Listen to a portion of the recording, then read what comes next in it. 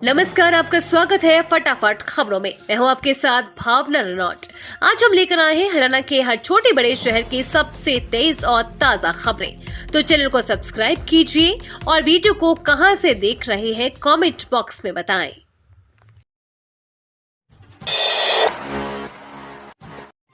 भाजपा की जीत, निर्विरोध राज्यसभा सांसद बने किरण चौधरी। सीएम सैनी बोले, कांग्रेस को शीशा दिखाया।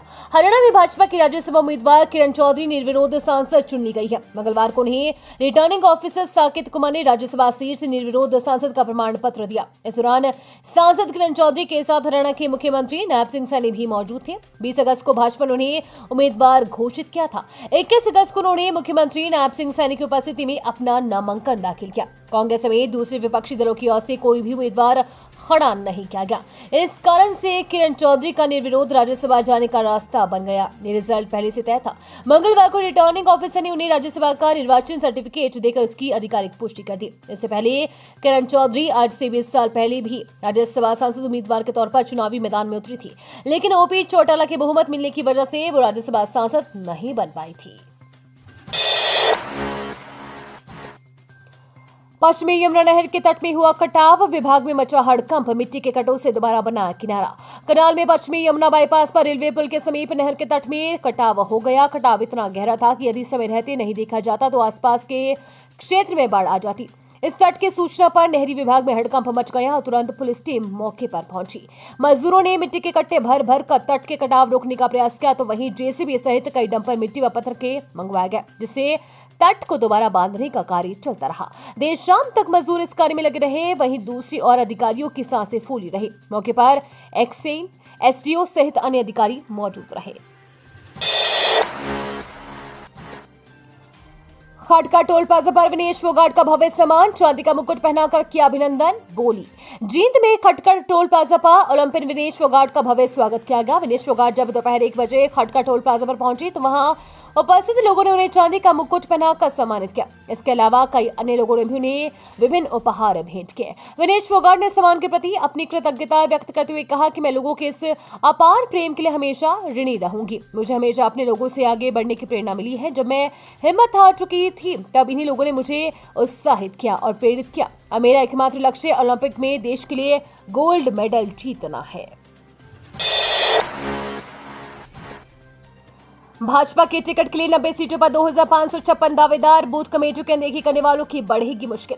हरियाणा की 90 विधानसभा सीटों पर टिकटों के लिए आवेदन करने वाले दावेदारों की छटनी चालू हो गई है। प्रदेश कांग्रेस की ओर से ऐसे आवेदनों पर विचार नहीं किया जाएगा जिन्होंने अपनी विधानसभा क्षेत्र के बूथों पर बूथ कमेटियों का गठन नहीं किया है। कांग्रेस के अधिकतर दावेदार ऐसे हैं जिन्होंने बूथ कमेटियों की सूची नहीं सौंपी। हरियाणा कांग्रेस के प्रभारी दीपक बावरिया ने इन सभी दावेदारों को बूथ कमेटियों की सूची जिला व विधानसभा संयोजकों को सौंपने के लिए 27 अगस्त तक का समय दिया है। तोशा मॉडल संस्कृति स्कूल में स्टाफ की कमी, गुस्साए ग्रामीणों ने जड़ा ताला। पुलिस मौके पर पहुंची।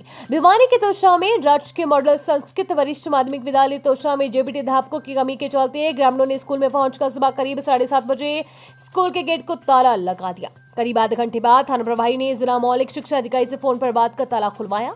ग्रामीणों ने करीब 1 सप्ताह पहले डीईओ के नाम प्राचार्य सुदेश कुमार को ज्ञापन सौंपा था। ग्रामीणों ने बताया कि प्राइमरी स्कूल में 275 विद्यार्थी हैं और केवल 3 अध्यापक हैं। छात्रों की संख्या को देखते हुए विद्यालय में कुल 10 अध्यापक होने चाहिए।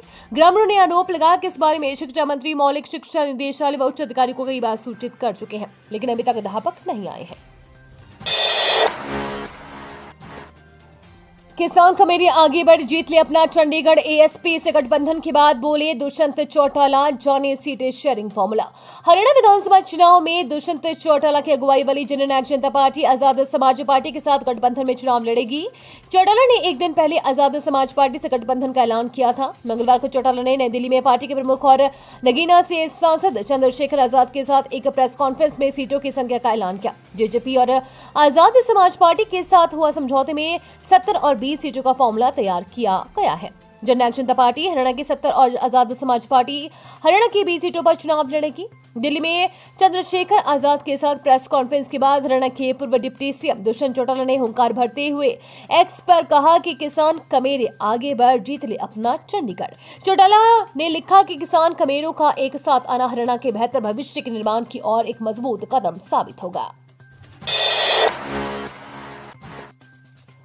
9वीं से 12वीं तक हर साल मिलेंगे 12,000। बस पास करनी होगी ये परीक्षा, जल्द करे पंजीकरण यानी कि रजिस्ट्रेशन। हरियाणा के सरकारी सहायता प्राप्त विद्यालयों से 7वीं कक्षा उत्तीर्ण और 8वीं में अध्ययनरत छात्रों के पास छात्रवृत्ति पाने का शानदार मौका है। राज्य शैक्षिक अनुसंधान और प्रशिक्षण परिषद SCERT ने हरियाणा NMMS परीक्षा नवंबर के लिए पंजीकरण विंडो खोल रखी है। योग्य छात्र इसके 10 अक्टूबर 2024 तक आवेदन कर सकते हैं। परीक्षा पास करने वाले विद्यार्थियों को कक्षा 9वीं से लेकर 12वीं तक प्रतिमाह 1,000 यानी हर साल 12,000 रुपए की छात्रवृत्ति प्रदान की जाती है। यह परीक्षा निःशुल्क होती है। कोई भी अभ्यर्थी परीक्षा में केवल एक बार ही शामिल हो सकता है। इसमें भाग लेने के लिए विद्यार्थी का राज्य के सरकारी सहायता प्राप्त विद्यालयों में ही अध्ययनरत होना जरूरी है। साथ ही उसने 7वीं कक्षा में सरकारी सहायता प्राप्त स्कूल से उत्तीर्ण की हो। झज्जर पहुंचे ओलंपिक पदक विजेता अमन सहरावत, बोले अगला लक्ष्य स्वर्ण पदक। ओलंपिक में कांस्य पदक विजेता अमन सहरावत का मंगलवार को झज्जर पहुंचने पर जोरदार स्वागत किया गया। अमन सुभाष चंद्र प्रसाद स्टेडियम से रवाना होकर बहादुरगढ़, नया गांव और नेहरू कॉलेज झज्जर पहुंचे, जहां डीसी शक्ति सिंह, डीसीपी लोकेश कुमार और एडीसी सिलोनी शर्मा ने उनका अभिनंदन किया। कॉलेज प्रशासन ने उन्हें दूध पिलाकर बधाई दी। अमन सहरावत ने पत्रकारों से बातचीत में कहा कि मैं जनता द्वारा दिए गए मान सम्मान के लिए सभी का धन्यवाद करता हूं। इस प्यार और समर्थन से मैं बहुत खुश हूं। अब मेरी नजर अगले ओलंपिक पर है और मैं अभी से उसकी तैयारी शुरू करूंगा। अगले ओलंपिक में स्वर्ण पदक लाना ही मेरा लक्ष्य है। कांग्रेस नेता को दिखाए गवर्नर बनाने के सपने, 11 करोड़ रुपए ठगे, हरियाणा पुलिस का इंस्पेक्टर गिरफ्तार। हरियाणा के हांसी शहर के कांग्रेस नेता सुरेंद्र मलिक से 4 साल पहले अंडमान निकोबार में राज्यपाल बनाने के नाम पर 11 करोड़ रुपए ठगने का आरोप है। पुलिस ने इस मामले में हरियाणा पुलिस के इंस्पेक्टर मानवीर को गिरफ्तार किया है। उसे कोर्ट में पेश कर 8 दिन की रिमांड पर लिया गया है। सुरेंद्र मलिक की 1 साल पहले मौत हो चुकी है। उसके पुत्र की शिकायत पर पुलिस ने यह कार्रवाई की। इस मामले में मानवीर के एक सहयोगी की तलाश है। पुलिस के मुताबिक डॉक्टर दुष्यंत मलिक ने बताया कि मानवीर वर्ष 2020 में उनके पिता सुरेंद्र मलिक से मिले थे। इस दौरान उनके राजनीतिक रसूख का हवाला देकर उन्हें अंडमान निकोबार का राज्यपाल बनवाने में मदद की पेशकश की गई। इसके एवज में सुरेंद्र मलिक से 11 करोड़ रुपए लिए थे। पुलिसकर्मी से मारपीट में भाजपा के पूर्व पार्षद मंडल अध्यक्ष सहित 5 पर केस। हरियाणा के रोहतक में भाजपा व कांग्रेस कार्यकर्ताओं के बीच विवाद के मामले में नया मोड़ आ गया है।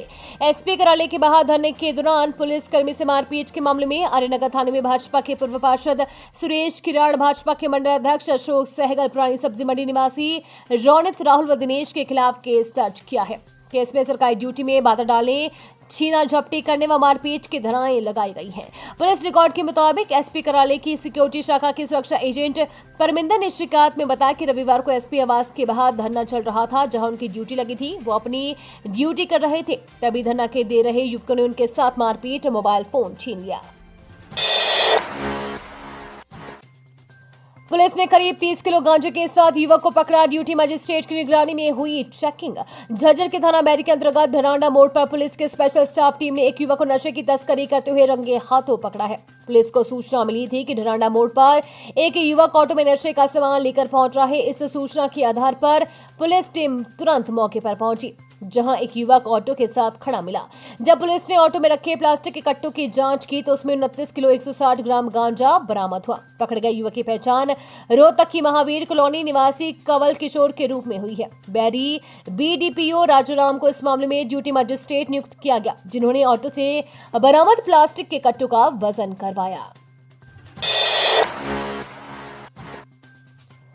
पलवल में स्कूल बस पलटी, 40 बच्चे थे सवार, बाल टला बड़ा हादसा। हसनपुर खंड के गांव भिड़ुकी में स्थित नारायण विद्या निकेतन स्कूल की बस यूपी के गांव शाहपुर से बच्चों को लेकर आ रही थी। सामने से ट्रैक्टर आ जाने के कारण बस अनियंत्रित हो गई तथा खेतों में पलट गई।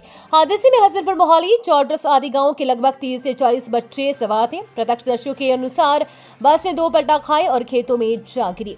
मौके पर उपस्थित लोगों ने बस के शीशे तोड़कर बच्चों को बाहर निकाला। ये थी आज की फटाफट खबरें। हम मिलेंगे अगले बुलेटिन में, तब तक के लिए धन्यवाद और जय हिंद।